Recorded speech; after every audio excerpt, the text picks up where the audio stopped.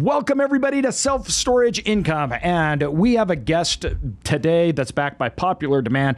We've had him on, but it's been a while. I think a year? Too long. Yeah, no, it's been a little over a year for sure. Yeah. And really excited to have him on again to dive into the subject yet again, get some updates on the industry, see how things are going, and also just recap some of the fundamentals of this dynamic and how it can affect your storage, your facility, or property in general. It's just, we were talking just before the podcast how incredibly integral cell towers, cell phones, all of these, pieces of equipment and dynamics are to our day-to-day lives, but nobody knows anything about it. No, and especially in our business, which is so funny that this thing, cell towers, is actually a big part of storage. Mm-hmm. And, we've often talked about the example that we had when we bought our storage facility and how we bought it. It was one of our first big ones.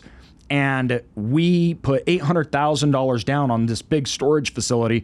And within the first, I think it was 2-3 years, we'd received $500,000 back. And it was because of this play. So in a 3-year period of time, we'd received 100% return. And we didn't refinance, sell, or anything. And it was because we utilized this tool. Just totally wild and crazy. It's amazing. And so there's a lot of opportunity in it. With that, we're going to bring on Hugh. And we've had Hugh on, once again, I think actually a couple times, because he is just an absolute expert in this. We've sent a lot of people his way. He's with Vertical Consultants, and we're going to have a good discussion here on cell towers, the industry, because I think it's probably the one thing that is the most misunderstood, and I've had to dive deep into it on not only the business side, but a personal side. And to tell you that my mind was blown how this industry works is an understatement, because I still don't understand it. It's so crazy. We'll get there. Exactly. Which is why Hugh Odom is back. That's right. Again. How you doing, man? I am great. Thank you guys for having me back to the podcast. Much appreciated. Well, thanks for being here. Why don't you give a quick, brief introduction of what you do and how long you've been doing it? And then we can kind of go through there. We obviously have lots of questions. But yeah, why don't you tell the audience here a little bit about yourself? Sure. As you mentioned, my name is Hugh Odom. I'm the president and I'm one of the founders of a company called Vertical Consultants. We've been up and running for 14 years, and we work with property owners all around the United States. Every state in the United States we have clients in. And we work with everybody from individuals up to some of the biggest companies in North America. And we work with them in a few different aspects, mostly if they've been presented with a new cell tower lease opportunity, or if they have an existing cell tower lease on their property, we can help them with regards to renegotiations of those agreements. And then lastly is a lot of times, and people are getting inundated when they have these cell tower leases, people trying to buy the leases, trying to buy the revenues.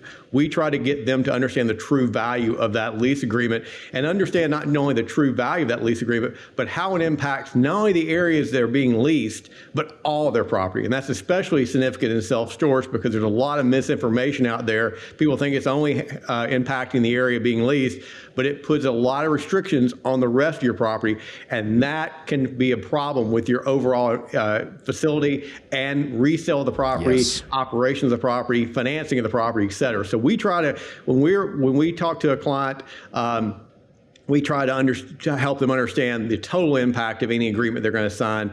And as I mentioned, we've been in business for 14 years. I was an attorney inside AT&T for over a decade prior to that. So everybody that works with us has been inside of these telecom companies. We don't work from an outside approach. We know the playbook they're working off of, and that's how we bring value to our clients. Well, this is a really important thing that, first of all, I think it needs right out of the gate, everybody, do not ever approach cell tower negotiations and contracts without an expert or a consultant.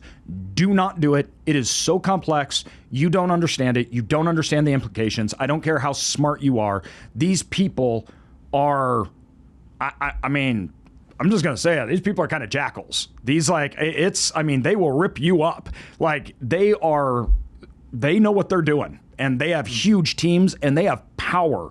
I mean, we had a cell tower. I think you remember it was a few years ago. I called you on it that was being built in a residential neighborhood over by where I lived, and people asked to help it out or whatnot. And our local and state said no to it. And they went to a district court in California and got them overruled and put it in, even though unanimously the city the county and the state all had turned them down, and they literally sat in the meetings, and he stood up in front of all of the voting members and said, it doesn't matter what you say. We're going to put it in. And I remember looking at that in that meeting and being like, oh, the ego on this dude. We're shutting, it's like, this is going to be over, whatnot. Because you say, nope, he was right. Didn't matter. Didn't matter what the state immediately backed off, went to a district court in California or whatnot, and they put it up. I was blown away by it. It was like, I don't understand this stuff at all. So you just got to be really, really careful. And unless you have somebody on your side, you're not getting the best deal. I found that out. And you don't know the full implication. This is not like normal things that we deal with on properties. Is that fair to say? It's more than fair to say. That you mentioned a couple of things real quick, is that cell tower companies, especially the wireless carriers, and like I said, I was inside one, the biggest one, for several years. They rely upon one thing. They're big. They're strong. They're like an elephant. I always say they're like an elephant. They can just knock down walls over and over. And they're in a court somewhere every day trying to take on either a property owner, a municipality, et cetera. They work upon that concept of power. So the question would be, how does a property owner or how does a consulting firm like ours, how they take on these companies? It's very simple, is that while they're really strong, they're not very agile, like an elephant. And if you understand how to be agile and you understand where the leverage points are in these negotiations, you can take advantage of the situation if you understand. And as you mentioned, most property owners believe, hey, I know how to enter into a lease. I know how to do this. I'm an expert in the self-storage industry. I'm an expert in the real estate industry. This is not a real estate transaction. I've said that for years and years and years. It's a utility transaction. Every wireless company, every cell tower company values every one of its cell sites based upon the utility or production of that site. You can't judge it and you can't structure an agreement based upon a simple real estate concept. And they're very good at two things. They're very good at a lot of things. But a cell tower company or a wireless carrier is very good about taking things away from you and you don't realize they're being taken. Because people look at a lease, you can read a lease just as well as I can. The difference is when I read it, I can tell you why something's in there and how they're going to try to use it. And they're going to try to use it to take things away from you. But they're better at something else. They're better at being able to give you something, and it looks really great, but it really isn't what it seems. And that's where property owners do a little bit of research and they think they're armed with the information, but don't have the right information, but more particularly, they don't know how to apply it, because everything you read online, everything you study, the cell tower companies and the wireless carriers know is out there, and they already have the background and the information to have the next step and the next step and the next step to make you feel like you got something and you really didn't. 100%. They are absolute masters at that. And, one of the things that we looked at, it's far easier, like, getting started, first of all, off the right foot. That, like, if you're being approached, you have to structure it right, because once that's done, you're kind of in a pickle. And so if taking advantage of the opportunities, right, is both knowing the downside and the upside, they're really good about showing you the upside and making it seem like it's a really big win for you, all not understanding exactly what you're giving up. And what you give up lots of times may be extraordinarily damaging to your property. So let's talk a little bit about and explain to people how having a cell tower inside on your property, which the cell tower companies pay you for, and that's the beauty of it, right? And there's other things we can talk about, like packaging up and selling off, and there's different things like that. But let's talk about what it means when you have a cell tower on your property and what rights you're either giving up or how that's structured, and how that affects things like a cell or what you do on your property. So let's just cover that right away. Well, there's a tactic that is used by cell tower companies when they come to a property owner. They try to, as you mentioned, there's an economic package of this, and they try to get you to focus on that. But what they're doing, the tactic is de minimis, and that just means they de-minimize everything. What I mean by that is they come out to a property owner, all types, including self-storage, and they say, we're only going to be using this area over here in the back of the property. Well, that's the first non-truth they're saying to you. First of all, they're using that area, but they're going to have easements for utility, fiber optics, access, and those are going to cut across your property. That's number one. The second thing, which is more important, is when people look at that agreement, they mostly do not understand that the cell tower company is putting restrictions on all their property. And what I mean by that is this. A couple quick examples. If I came out to a self-storage owner or any property owner, and I said, look, I'm going to offer you 10 times market rate for the property, and I just have one condition. I need the cell tower company, cell tower's fine, I need them to reroute the utilities 50 feet to the east. 98% or more of all cell tower leases have no relocation clauses. So you couldn't do anything. Now, that's an issue. And people say, well, I have no plans on redevelopment or selling the property, et cetera. You're signing a lease that's going to last for possibly decades. How can you ever determine what you're going to need to do with that property down the road? Or what another owner wants with it. Exactly. You're making It's the not agreement you. not only you're making the agreement not only for yourself, but the next guy and the next guy and the bank and everybody else. Yep. So that's number one. The second thing is, and where property owners get really sidetracked, is that they signed an agreement and they don't need to move anything around. And they and they decide they're going to redevelop their property. Let's say you're going to take a self-storage facility and you're going to make it a 4-story self-storage facility instead of a single story or whatever. You have to go back to the cell tower company, and at their sole discretion, they can determine if that redevelopment of your property is going to conflict with what they're doing. Now think of that. You have a ancillary revenue source that can be a good deal, but you have an ancillary tenant that can determine what you can do with the rest of your property. That's a huge issue. It's a huge issue because, too, markets change. So let's say that on your storage facility is full of 10 by 20s. And in your market, the market changes to where the market actually doesn't value 10 by 20s anymore. It values 5 by 5s or 10 by 10s that have a certain condition. So you need to change up some of your unit mix. Why? Because your revenue's dropping, you have over occupancy, and all of a sudden you have a problem. So you want to go and change that, and you want to mix that up. Like you said, I need to add in climate control because I need to offset this parking, which has no value now. I can't even get occupancy, but this has huge, so I can improve the value and keep my business running, everything else. That cell tower can be like, no, you can't do that. You've given up power of your business to something that is an ancillary and a very small part. Now, it may seem like a lot of money up front, $2,000 a month, right? Or $3,000 a month, or maybe you're trading it and packaging it up and they're going to give you a nice chunk of change. But then that could devalue and restrict you so much that you're basically giving up all your future potential, your ability to be nimble. And then if you have to sell it and somebody else looks at that and says, I'm completely handcuffed onto what I can even do with this property. This property is no longer a normal real estate transaction. It no longer holds the same value as one. And all of those conditions have to be put into the acceptance and the price that I'm going to be willing to offer because I'm strong. This guy controls it, not you. This guy does. So your property now is worth tremendously less to me. And people don't think about that, or they don't even know it's happening, I'd say. No, you're exactly right. They don't know it's happening. Like I said, there's things are being taken away from them, and they don't realize that it's being pulled from them. And that's what we talk to property owners. The first thing we talk to property owners all across the country of all types when they're presented a new cell tower lease or they have an existing one, is we say, understand, most people contact us, the vast majority people contact us and say, what should my rent be on a new lease, existing lease, et cetera? And one of the things we try to get people to do is think bigger and forget about the rent. First thing, I said, look, if I tripled the rent tomorrow and I said it had one condition for me to triple it, would you want to know what that one condition is?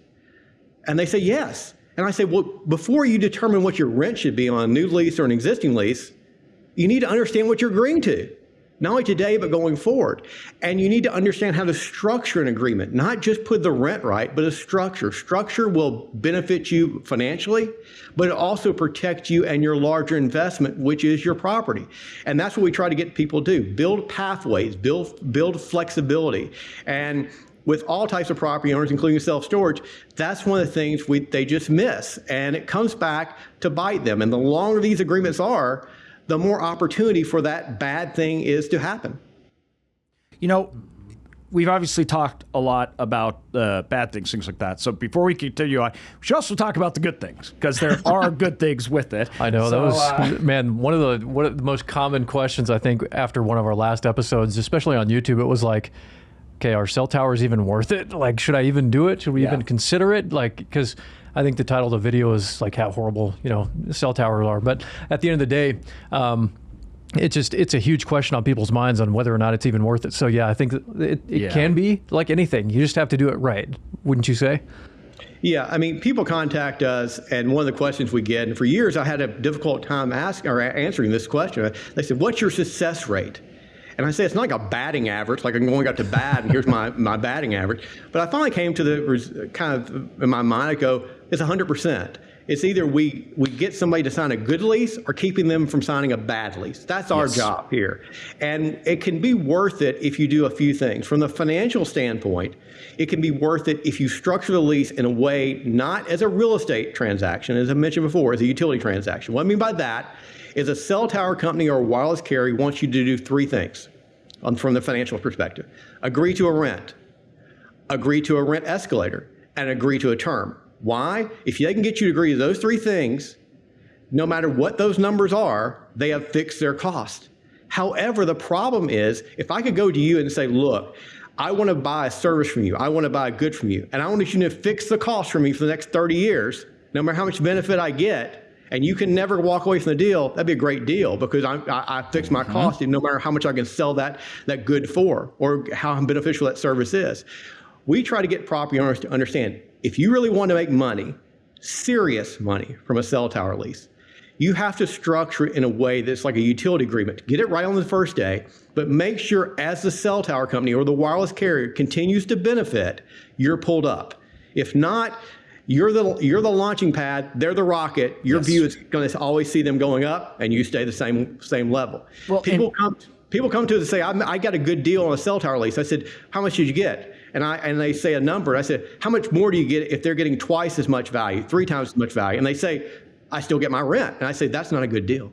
Okay, and this is the really important piece, because what I found is it's like they almost make it like when you go into it first, lots of times it seems like, oh, I'm getting a good deal because it's like they're paying me more than almost they should.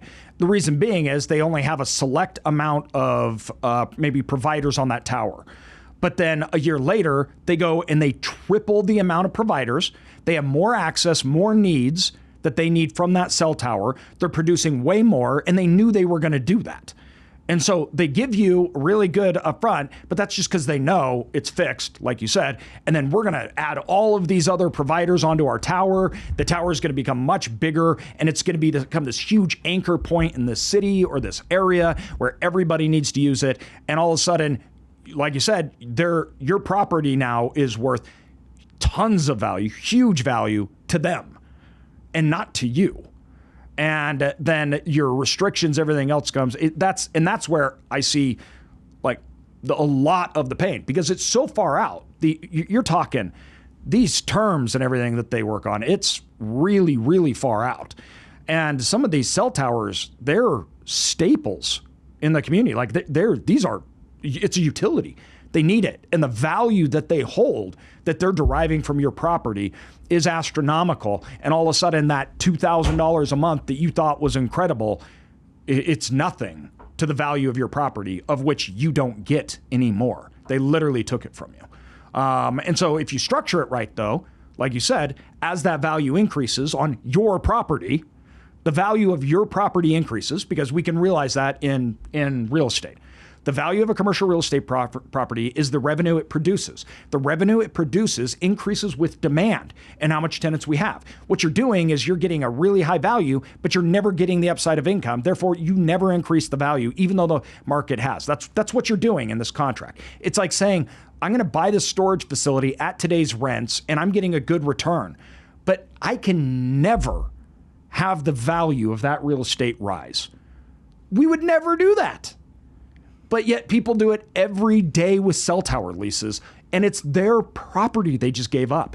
But like you said, they don't know that it's happening. So one of the things, though, is that value can go up, and it can be a huge ancillary income for you. So how do you know, first of all, I mean, obviously contact you, things like that, but is there a way that people could even know if their site is good or not? Or, I mean, how does that work? Because this isn't something we're experts in and we don't want to be. But if a cell tower provider contacts us or we want to go down that road, walk us through how that works and what cell tower companies, wireless carriers, what do they want? What are they trying to get? So one quick note, you're exactly right on what you just mentioned. What a cell tower is infrastructure. It's like a road or a bridge, and that's why it's so valuable. It's not, people think it's technology, but it's infrastructure. Would you rather own a car or the bridge or the road? Cars change, you drive down the same roads.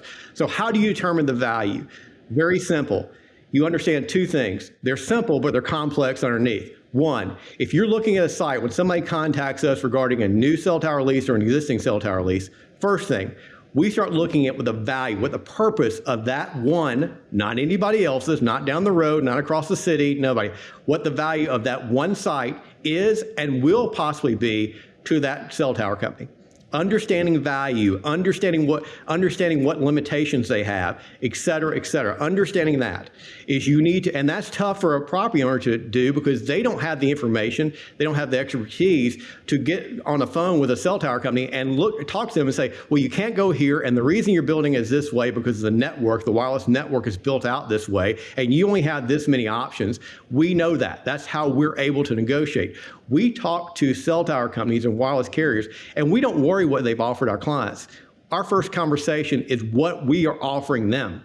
We understand what the offer is to them, what value they derive. Second point, we understand what the detriment they're avoiding is. And what I mean by that is not only financial versus having one site one place versus another site another place. That's part of it. If you understand what the build cost is, comparing sites, or what a relocation cost may be, if they're saying if you don't agree to certain terms on a renegotiation would be, you understand what detriment they're avoiding. That is one of the biggest mistakes property owners who have existing cell towers make. They don't understand what you're offering the cell tower company in avoidance of detriment. If you understand that, you can negotiate a deal out going forward. But it's not only economic, it's operational. I use this example. Certain people are old enough to remember rabbit ears on a TV. If you have that rabbit ears on a certain place on that TV, great pictures. But if you start to move it a little bit, you can still see the picture, but it's not as good. You start to move cell tower locations from its optimal point, you lose operational capacity. And that's where you have to understand the layers below every time a property owner's been approached for a new cell tower lease or if they have an existing cell tower lease and they're being asked to renegotiate that lease or they're asked to extend that lease, et cetera. Mm-hmm. Love it. Yeah, no, that's all really good information. Are you a new self-storage investor and want to know what that facility is worth, what the risk is, how to underwrite it? Well, that's exactly what we do in a feasibility study. A feasibility study, we actually look at the market for you. We look at the finances, the underwriting, we show you where the upside is, the downside, and all the risk. That is actually what you can provide to banks to get capital and investors. It's a big worksheet which most banks actually require. So if you want to know what a storage facility is worth that you're looking at, come to us, follow the link in the show notes, and we will tell you. When you guys are looking at property management software for your storage facilities, there's a ton of options out there, but no other option compares to Tenant Inc. Tenant Inc. is going to be your one-stop shop solution that has an amazing amount of tools that you can deploy at your fingertips to maximize the value of your facility, to operate it more efficiently, more effectively. They have an open API where you can back in almost anything you want. You own your data, and it's just an incredible solution. I can't say enough good things about these guys. Link is in the show notes. Be sure to check out Tenant Inc. I wanted to touch on something that we've breezed over just slightly is the idea of people wanting to, let's say we do have an existing cell tower lease, everything's good to go, it's built on the property, and we have people contacting us wanting to purchase that. How does that whole process look? What are the things you need to be looking out for if you have someone looking to purchase that lease? Well, the first thing you need to understand, as you have a cell tower on your property, you're going to be inundated by companies looking to buy it. And there's two types of companies. There's a cell tower company, and they're trying to buy it because if they can offer you X, Y, or Z, whatever that number may be, they fix their cost. Again, fixing cost is a target for any cell tower company. They want to fix that cost. Target for any company in the world. Yeah. If I could fix my cost today and only get the upside for the next 20 years, do that all day. That's right. So the big thing is they want to fix their costs, but the cell tower company is trying to do something else. They're trying to secure their asset. If you have a lease that let's say, has 15, 20 years left on it, as it gets closer to expiration, that asset for the cell tower company becomes less valuable. The reason being is they're losing their lease. Like any company, if you're about to lose your lease, you're either going to have to pay more rent, right? Or you're going to have to spend capital dollars to move somewhere else. Same thing in the cell tower company. So you need to understand, again, what you're offering the cell tower company. From a third-party perspective, there's a lot of companies that buy paper. They look like they're tower companies or wireless companies, but they're just paper buying companies, like buying annuities, buying mortgages, et cetera. They're coming out to you to buy that paper. Now, here's what you need to know. They're using a multiple system. They just take your rent, times it by a number, and that's what they're buying. They're trying to get a yield off that rent. That is not the value of your lease. Think of it this way. If you had a lease paying you $2,000 a month and you times it by a multiple, it gets to a certain number. If you have a lease that's paying $1,000 a month, it's going to be half of that. That has no indication of the value of that cell tower. You need to understand what the value is there. And in addition, very quickly, is that the big thing is understand what you're doing to your property when you sell it. Because when you do that, you're basically agreeing to a long-term extension of that existing agreement, but you're also putting out another layer of encumbrance on your property. People say, somebody offered me X, Y, or Z. And I always say again, what are you having to agree to? And they say, well, what do you mean? That's the best offer I got. They don't understand what they're agreeing to yet. And secondly, they don't understand what those restrictions are going to do to devalue their property. If I offer you $1 million, but I just devalue your property by $300,000, you're netting $700,000, okay? And again, the next guy who wants to buy that property is going to look at that and say, hold on, you sold this lease in 2024. I got to deal with all the obligations, all the restrictions, et cetera, and I'm getting nothing out of that. Does that devalue your property by 1%, 10%, somewhere in the middle? You don't know. It depends on that property owner. Really, really good points. And this is, everybody, when we talk about packaging up these leases, selling, this is a strategy, and it can be a very effective one, because you have to remember, while we're talking about not a lot of people, I am going to say this, no one that is a self-storage operator understands this. No, I don't care. You just don't. And if you think you do, you're in trouble, because they understand 1,000,000 times more than you. You don't see what's even going on behind the scenes. So you don't. So just get that out of the way right now. But if you know that, now you know that storage operators that do have cell towers on their property, they may be missing out on a lot, and they don't even know it. And that could be a huge advantage to you. I mentioned in our first discussion that we bought a property that had a cell tower. When we were buying it, we put $800,000 down for the property. It was an 8 cap, I think is roughly what it was. It was a big property on the side of the freeway, right? And it had a cell tower. And when we bought it, the cell tower lease, I think, was coming up for negotiations or whatever it was.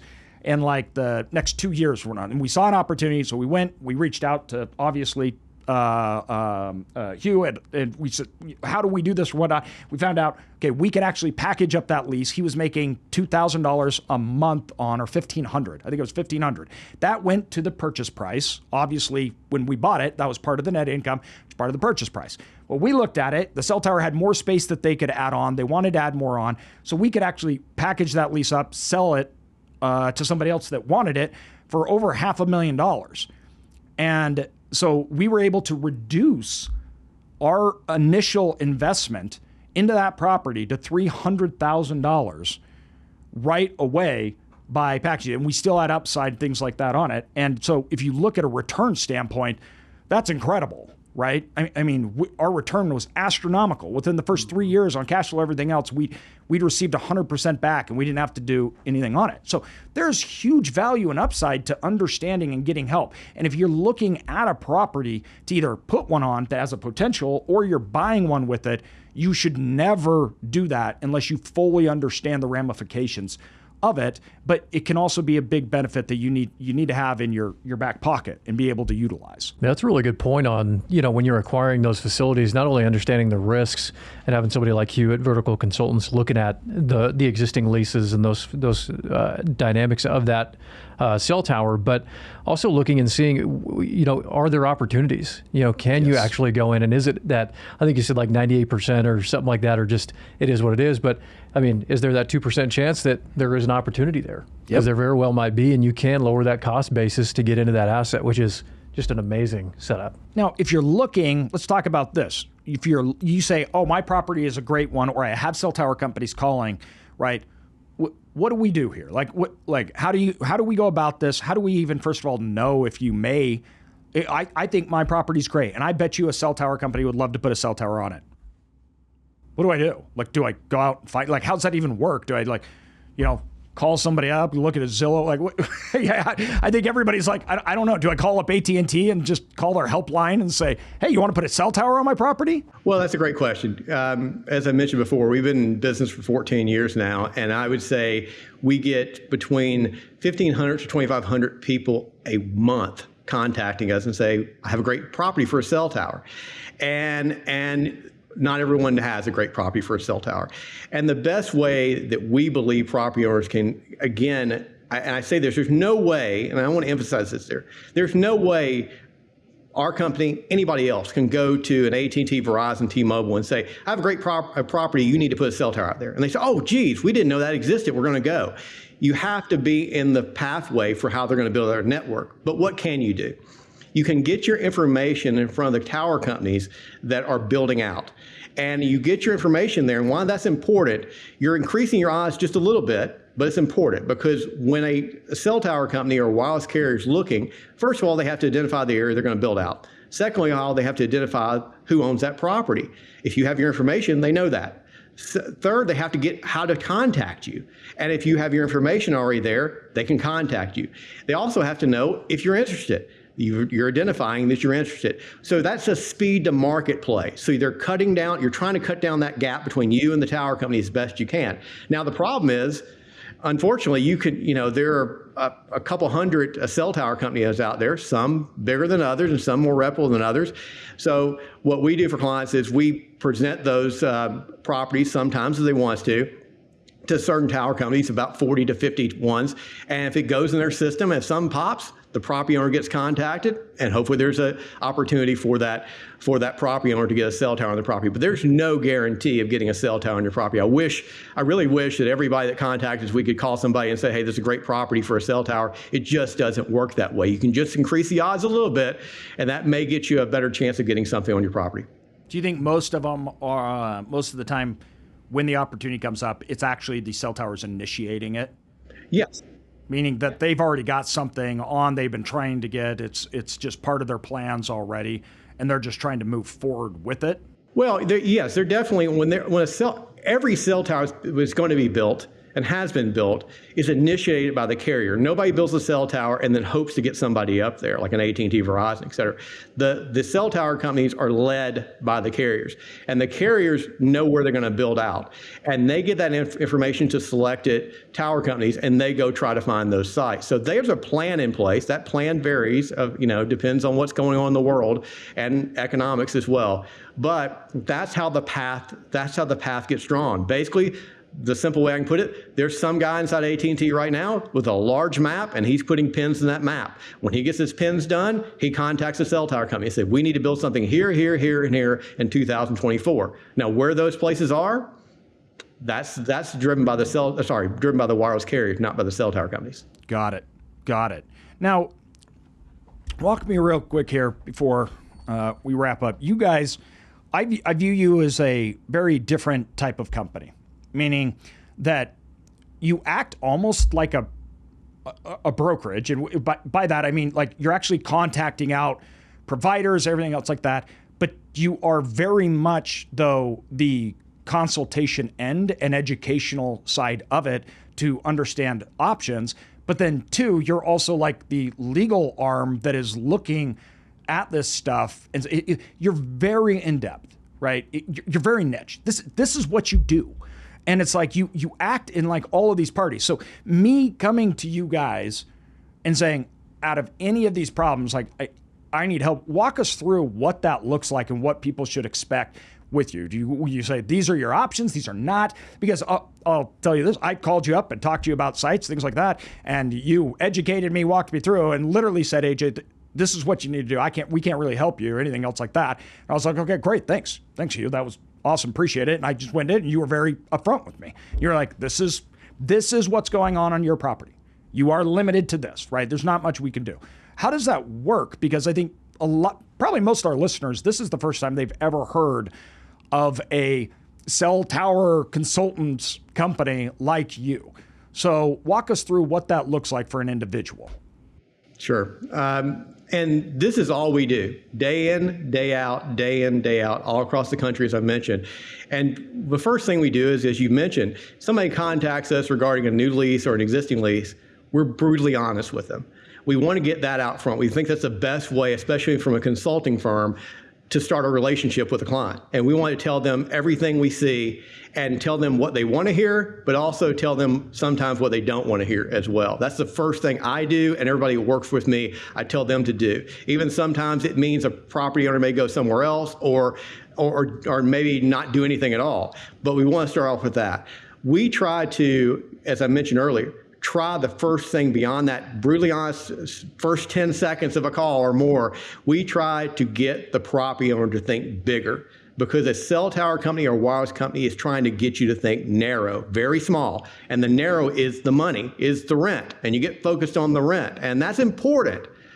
But we try to get people to think about structure. I say that 1,000 times a day. And structure will benefit you so much over the life of that lease. I don't want to serve you dessert. I want to serve you a meal.